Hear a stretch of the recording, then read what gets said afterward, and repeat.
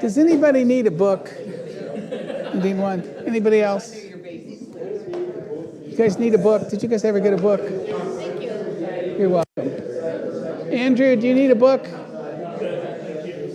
Okay.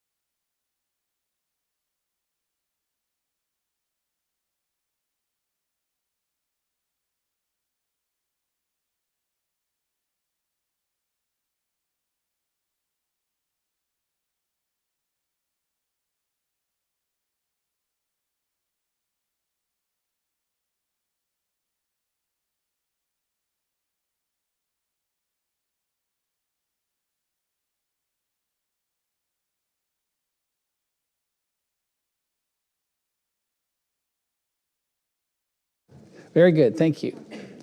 All right. We ended up class last time. I wanted to make sure we had discussed this idea of the final two signs and what is sometimes referred to as fleecing it. How would you describe the two signs about the fleece and the threshing floor? Think of the fleece as a sponge. That's really kind of the idea. And so what's the first sign?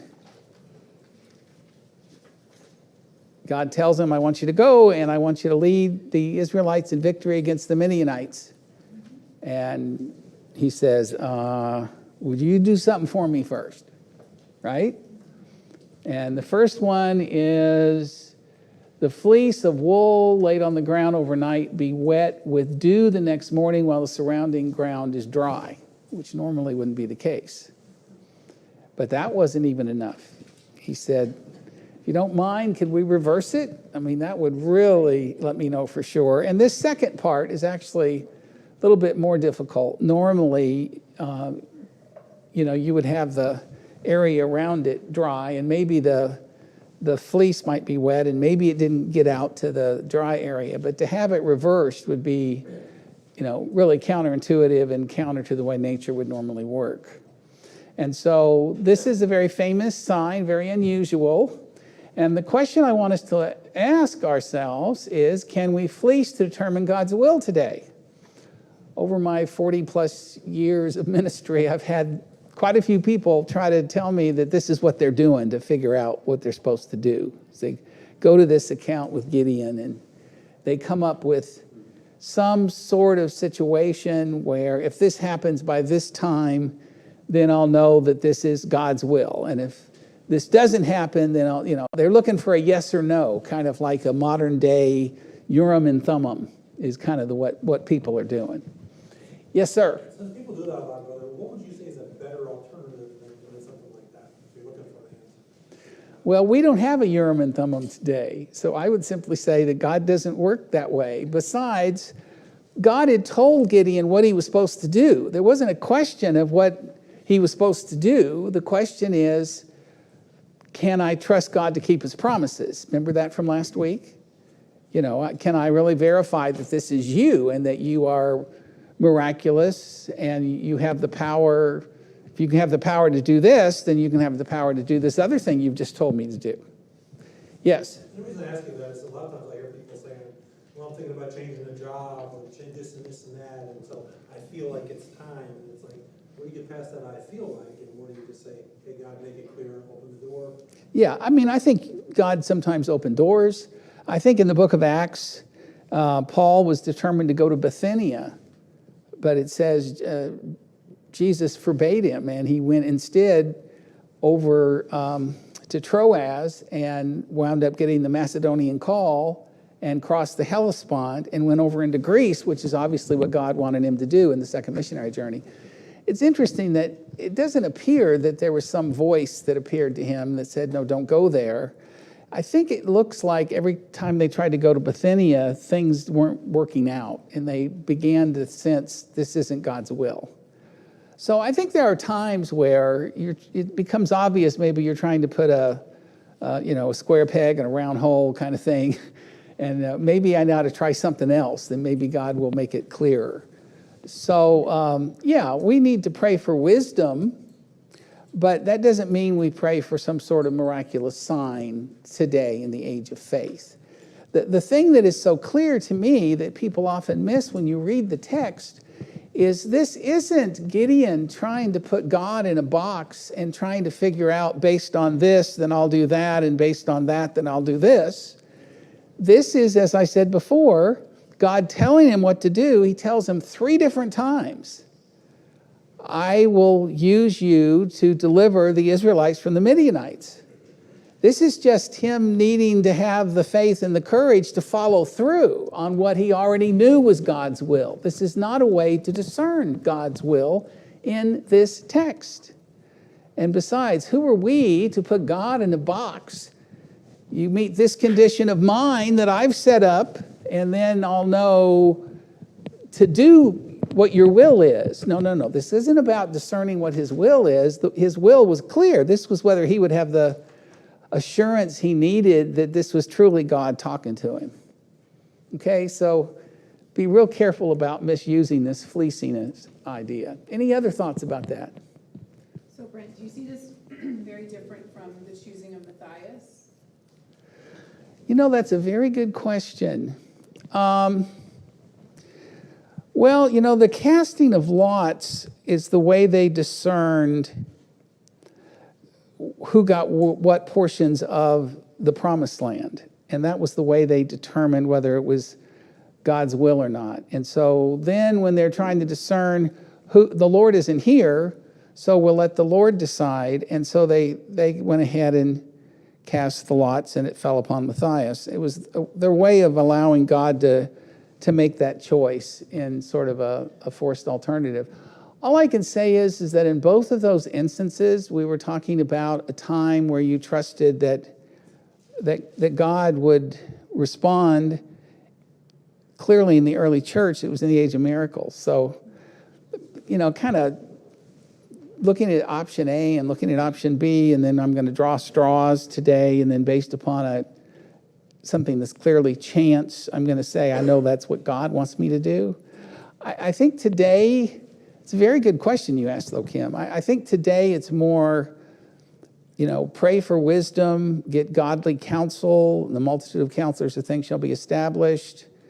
And then all you can do is at some point in my life, you come to a sense of peace of mind about this, given all the counsel and the prayer. I mean, that's the way God answers prayers many times. You have a sense that this is his will, but not because of some omen or some false alternative. Yes? In the case of Matthias in Acts chapter 1, it says in verse 20, at the very end of the verse, let another man take his office. So they knew that they had to still put somebody back into Judas's place. Let another man fulfill his office. They just didn't know who. Correct. Yeah, they saw that as messianic. And so it still goes back to Kim's very good question, is how does this fleecing relate to that? And again, it's a difficult question, but this was about him getting confidence that he could do what God's will was, and not really a situation where he's even trying to discern God's will. So that's the big difference in this. But, it's just helpful because this is probably one of the most famous incidents in the entire book of Judges. Okay, yes, Pat. I think today we can't really say, oh, we need to have a sign or something from God. Or some people say, God led me to do this. Because we have the Bible.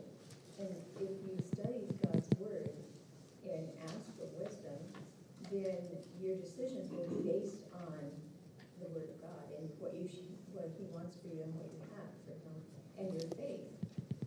You don't need a sign, or you don't need to say, oh, God told me this or that. Yeah, and of course, in this case, not in the case of the lots with Matthias, but in this case, he's having this conversation with God. So that's a kind of unique situation as well.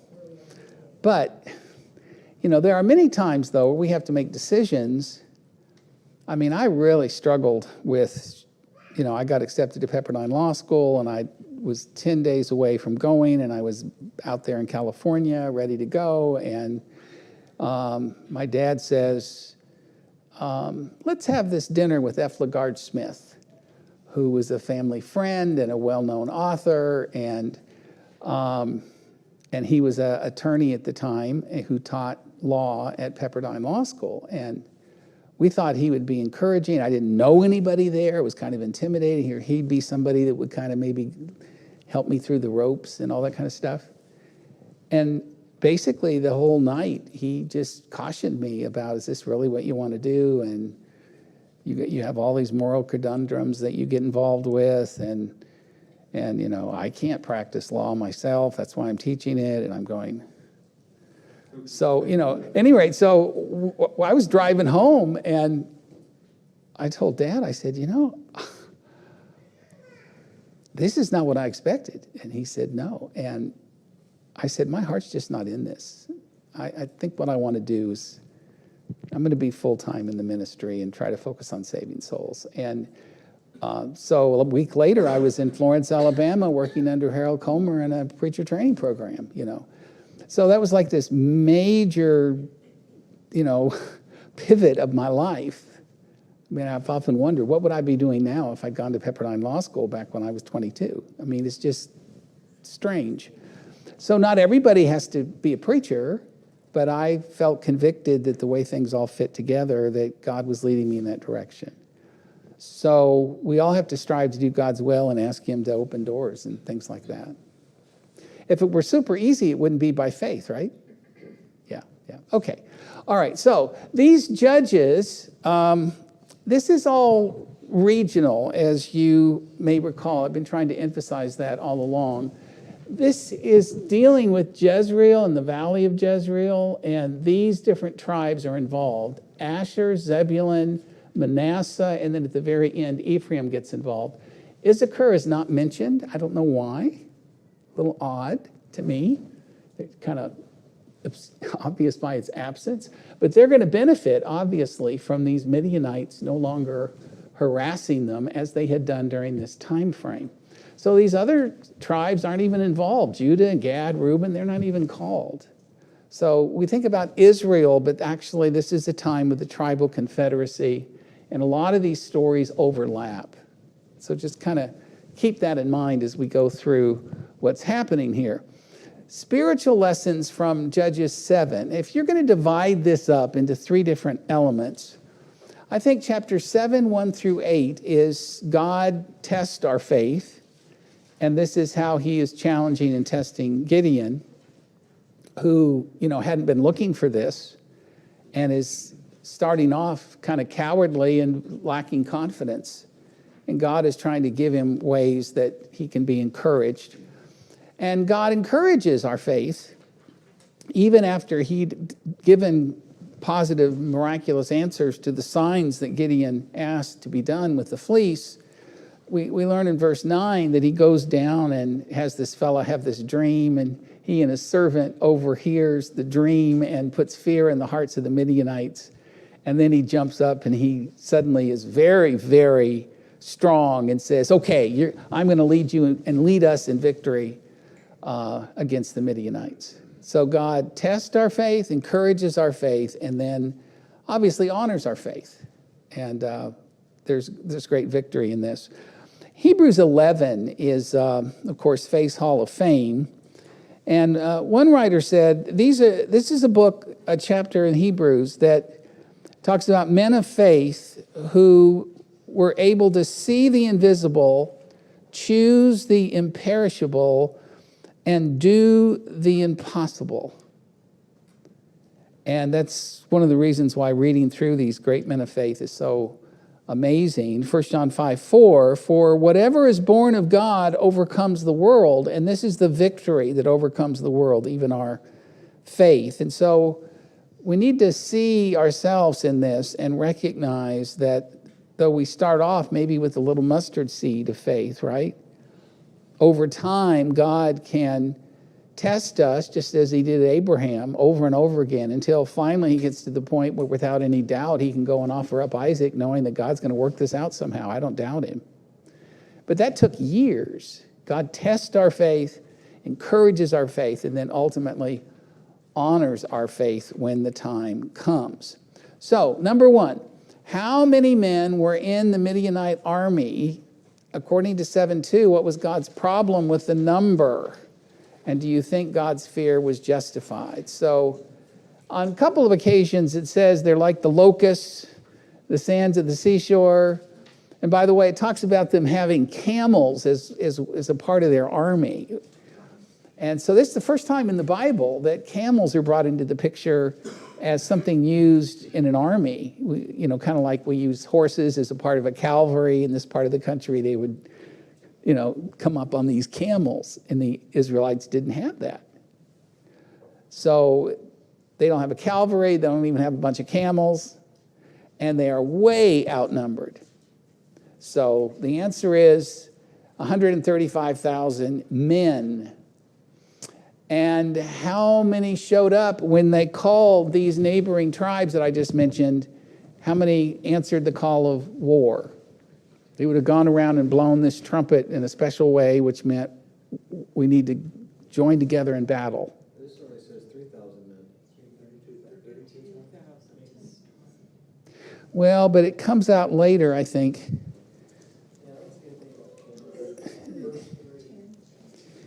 Oh, you don't see the thing about the camels?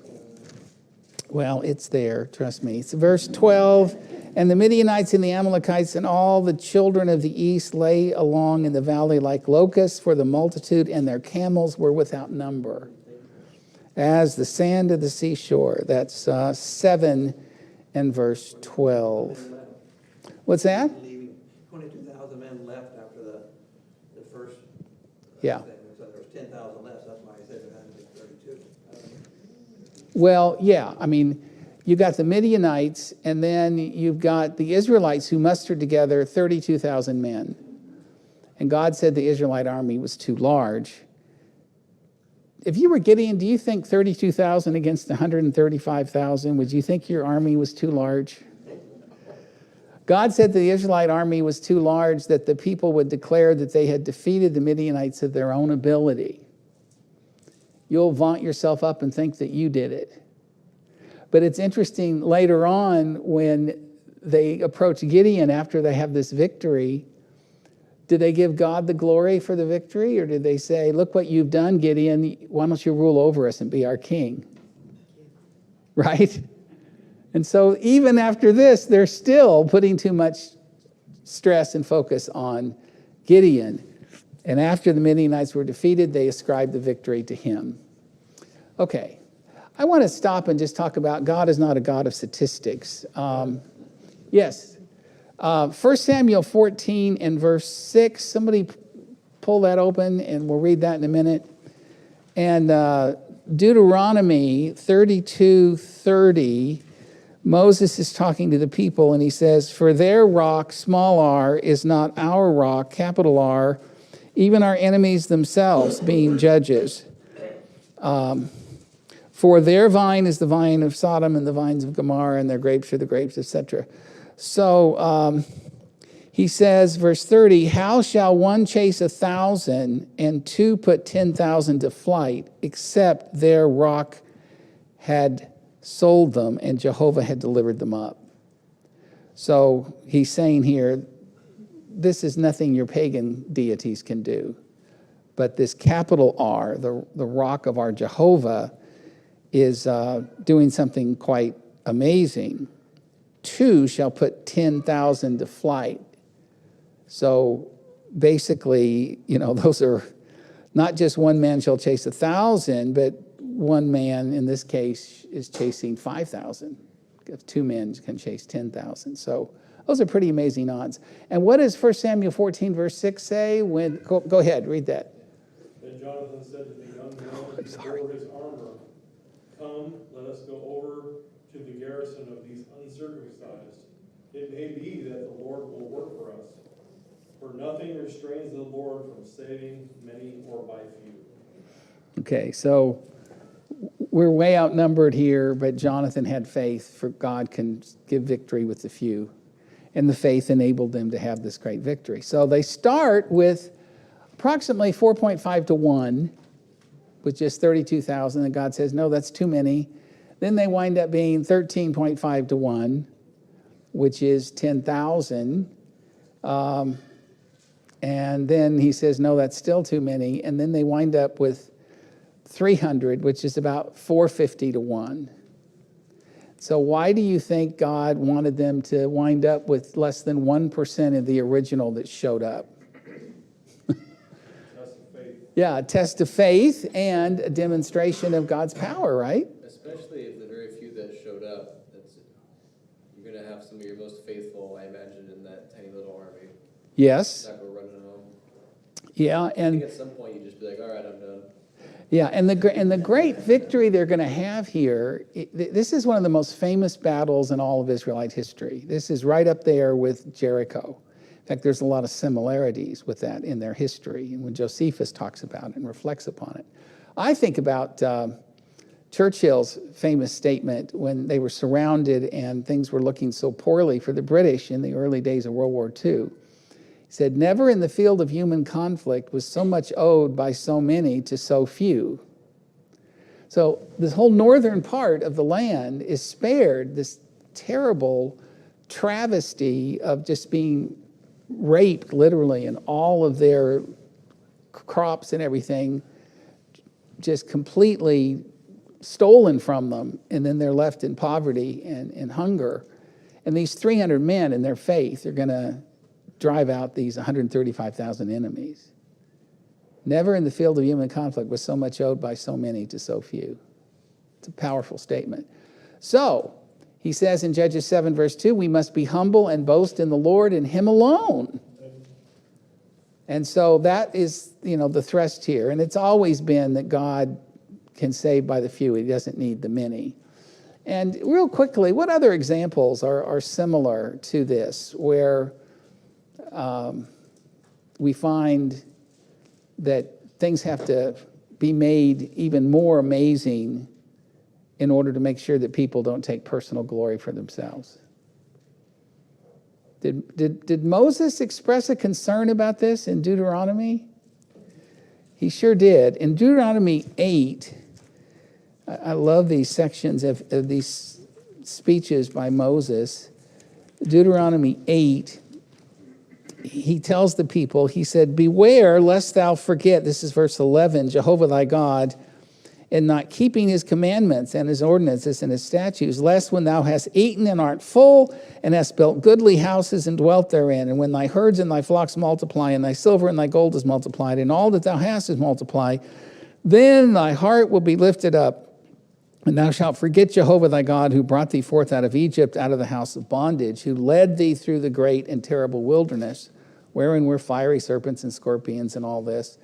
And he says in verse 17, and lest they say in their heart, my power and the might of my hand have gotten me this wealth, you shall remember Jehovah thy God, for it is he that giveth thee power to get wealth, that he may establish his covenant with you.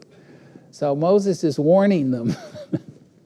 This is going to work out really well, because when God blesses you, man, he really blesses you. But don't forget the source of your blessings. And then in the case of Uzziah, by the way, his whole life was a righteous king, did great things. God blessed him mightily. And then at the end of his life, it says, when he was waxed strong and great. In the case of Uzziah, it's particularly fascinating because instead of bowing down to an idol, he wants to go ahead, though he's a king and from the tribe of Judah, he wants to go in something that was reserved only for the Levites. So he wants to go in and burn incense because I'm the king, I can do what I want. And of course, he thinks he can get away with this. It's almost like an overzealousness in his worship and desire to take care of all of these different things that you could do to serve God. And of course, he's struck with leprosy. And then he lives out his last days as a leper, isolated from the people and from God. So, man, he does so great his whole life. And then at the very end,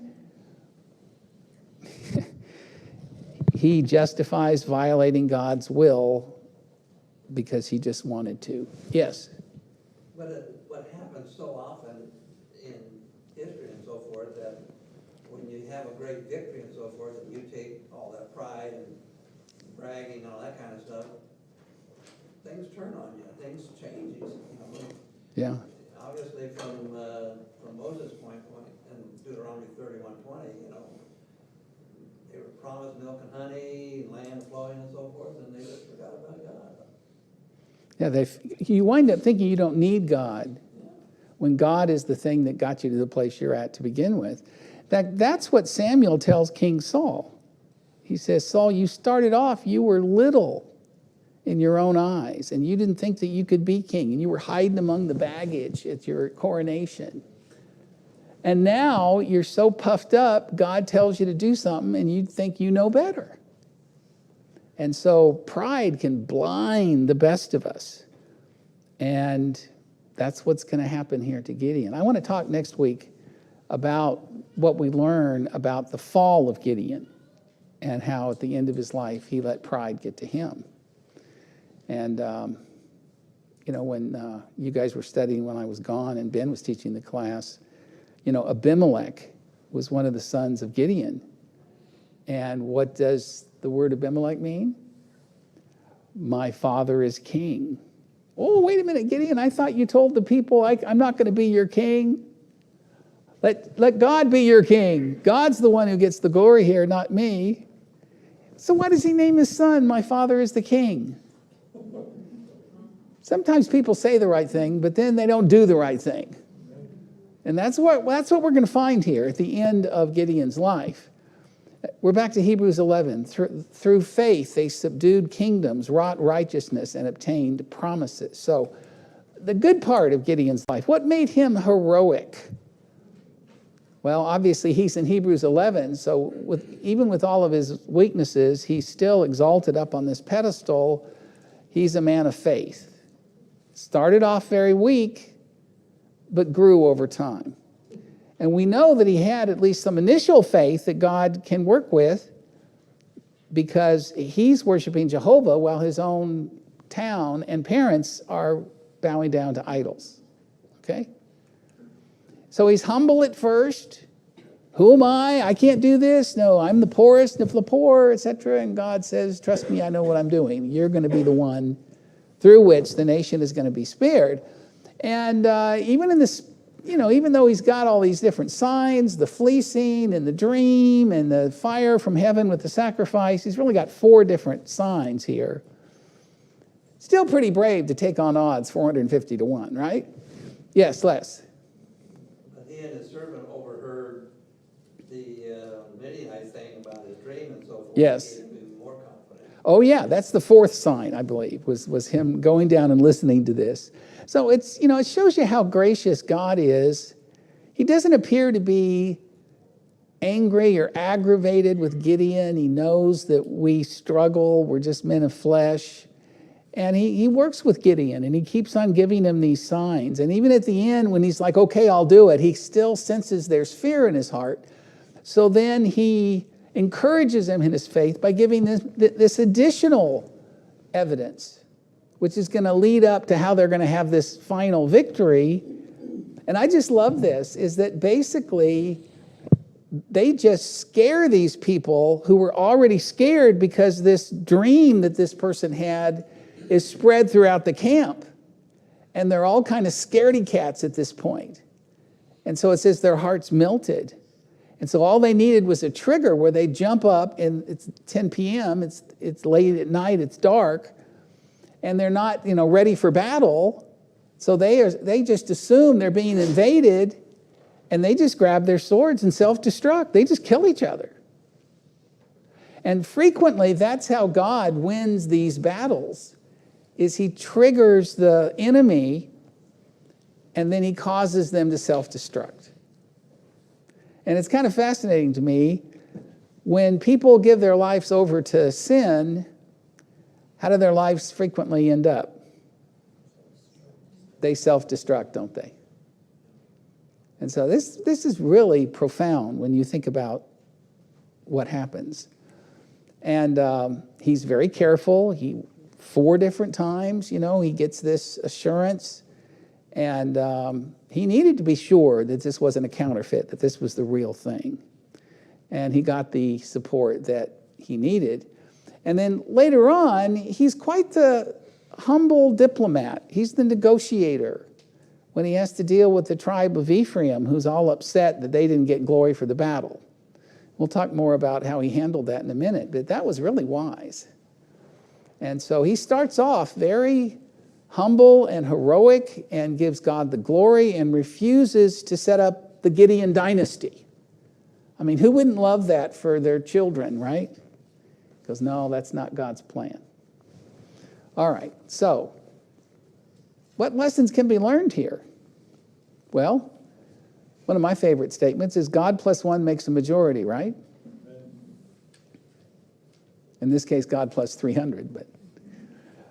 And God only wanted fearless soldiers of faith. One of the ways he thins out the crowd is he says, okay, those of you that see the odds, they showed up at least, but those of you that see the odds and are scared to death, I don't need somebody who's scared and trembling and fearful. You can't hold fear and strong faith in the same heart at the same time, not when you know you're doing God's will. So he says, if you're afraid, go home. And so that's the first thing that happens. And I want you to realize that this is really nothing new. Turn to Deuteronomy 20 and verse 8, when Moses is telling them what's going to happen once you get in the land and you're going to have to fight battles and you have enemies. Brent, Yes? you can't have fear and you can't have faith in the same heart? Well, not the kind of strong faith you need, because the opposite of fear is faith. Yeah, that made me think of the I have belief, help my unbelief. Yeah, okay. So here's somebody who has some faith, but he says, help me for the fact that sometimes I don't really have the belief I should. Sure, or if I'm just preaching the Lord's, say a Bible lesson, I'm probably scared to death, but I also have courage. Yeah, you have the faith to do it. Yeah. Yeah. Step into fear, it disappears. When you're going to take on these kind of battles where one man shall chase 1,000, obviously you've got to have the confidence and faith to move forward without hesitation. And we're going to find later on in chapter 8 that his son is supposed to kill one of the kings, but he's afraid and he's hesitant and he's not decisive. And I think that's kind of what God is addressing here, is that's just not going to work when you're representing me. And in Deuteronomy 20 and verse 8, Moses says, what man is there that is fearful and faint-hearted? This is when you call people together to defend your cities. Let him go and return into his house, lest his brethren's heart melt as his heart. So isn't that an interesting reason? Why do you need to make sure that you get the scaredy cats out of the army before you go to fight? Because the fear spreads like the flu. Maybe modern day, I should say, like COVID. Everybody's scared to death to catch COVID, And so, this happens a lot. I mean, what happened when the people started complaining about the manna? Every man sat out in front of his tent and they all murmured and complained and woe is me. And, it's like, oh, God was just so frustrated with that. And Moses. And so those kind of negative things, those kind of fearful hearts, they tend to make other people fearful. Yet on the other hand, people that are really courageous, like Caleb and like Joshua, that can spread as well. Unfortunately, Joshua and Caleb were outnumbered. And so fear won the day back when they first went into the land. And so that's one of the lessons we learn, is the importance of not giving in to our fears. And then there's also this other test that we have, and that is, he says, okay, you got 10,000 and they're not afraid. Good for them. They trust in God. They're good men. But he says, I'm going to divide them up through this other test. And that's how they go down to the river and get water. And so you got all these different men going down along the river, and most of them just, got down on their knees and just kind of stuck their head in the river and drank as much as they wanted. But then there were 300 of the 10,000 who looked up and did this number. And so what does that say about those who would take the water that carefully? Yeah, they're very vigilant, watchful, careful, not overconfident. And, that was really wise. You need something to drink, but you don't ever want to get yourself in a position where, somebody could come up behind you and you don't have any way to even see them coming. So I think this is an indication of something we can learn from today. God wants faithful soldiers that are not fearful, but God also wants those that are cautious, careful, and circumspect. New Testament says something about that, right? Be careful how you walk. Be circumspect, prudent, worthy of your calling, right? Be wise.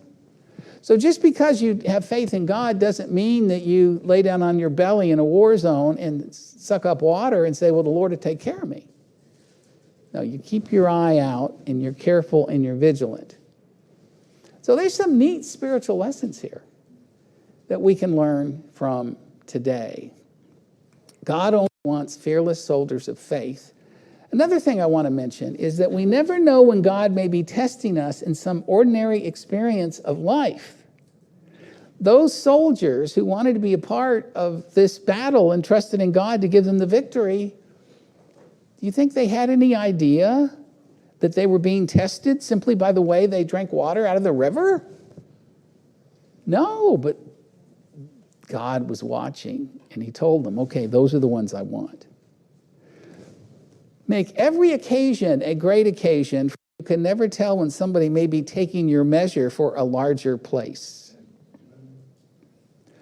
What did Jesus say in Matthew 25, the great white throne judgment? He says, you have been faithful in what? In the little things. Now I'm going to give you this great blessing in heaven in the big things that really matter. It's one thing to have somebody do well and be dressed well in an interview and handle it well. I was impressed years ago to read that Southwest Airlines, let's try to forget about what happened over Christmas, because that kind of, the old Southwest Airlines, maybe I should say. They wanted extroverts. They wanted people who loved people. They wanted folks who could have fun. And, that's what Southwest Airlines is known for. So they had all these people that wanted to get these good paying jobs. What they didn't know is they had the folks who were making the decisions watching how they reacted in the waiting room while they're waiting to be called for their interview. And the people who just sat there and read a book and told other people, leave me alone, will you quiet down, didn't get the job, even if they aced the interview. It was the people who were talking to the other folks in the interview room and were walking around cracking jokes. That's the one we want. And so they basically picked out who they got for Southwest Airlines based on how they conducted themselves at a time when they didn't even know they were being observed. I think that's pretty cool. Years ago, I read that if you're trying to figure out whether you're going to rent your property to someone, it might be a good idea to go out and see whether their car is neat and clean. If the car is a mess and hasn't been washed in months and there's trash and dirt everywhere in their car, they may show up neat and clean, but probably that's how your rental is going to wind up looking in a couple of months. The little things oftentimes are the best indications of our character. And so, is God looking down and observing us all the time? He sure is. And these people were observed, and the ones who really get the glory here are the ones who were careful and vigilant when they didn't even know that they were being tested. So there's a lot of neat lessons here, aren't there? What do you think was God's primary goal here? Rescue from the Midianites or spiritual salvation? Yeah, I think in all of these things, he's trying to teach the people to trust in him, and ultimately that's going to lead to their spiritual. He's more interested in that than he is just the physical. His power and why they should rely on him in their everyday affairs. Gideon has now seen 3 signs from the Lord. Why do you think he still might be afraid? The fire from heaven with the sacrifice, the 2 examples with the fleeces, and then God finally has them go down and listen to the fellow's dream. Why do you think he'd still be afraid? Why does he need the 4th affirmation?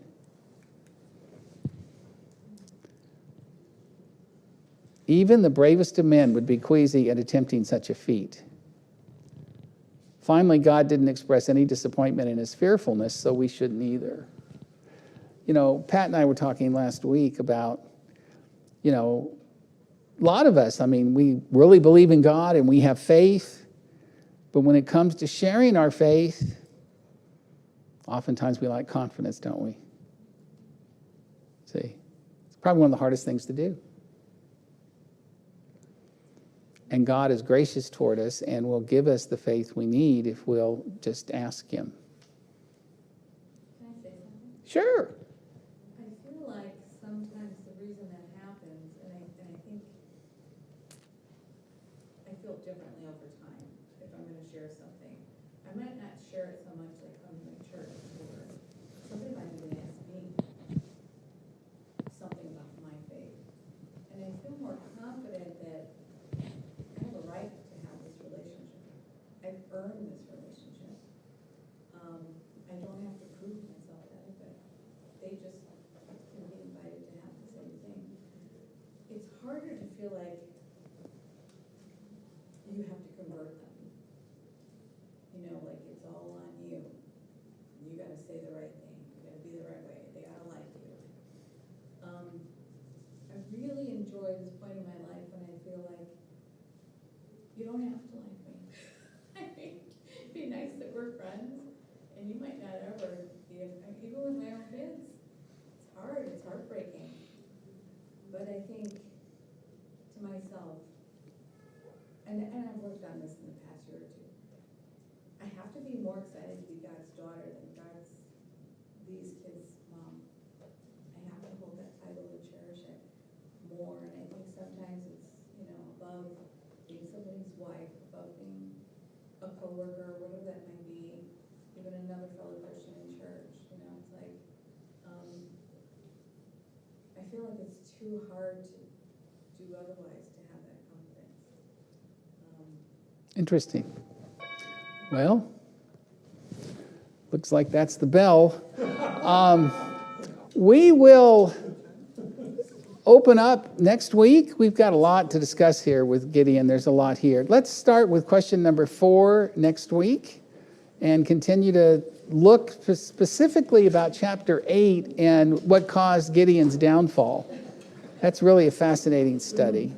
So thank you for your testimony, dear sister. And we like you, and I'm glad you like yourself and your faith. That's good to know. All right. Appreciate you all being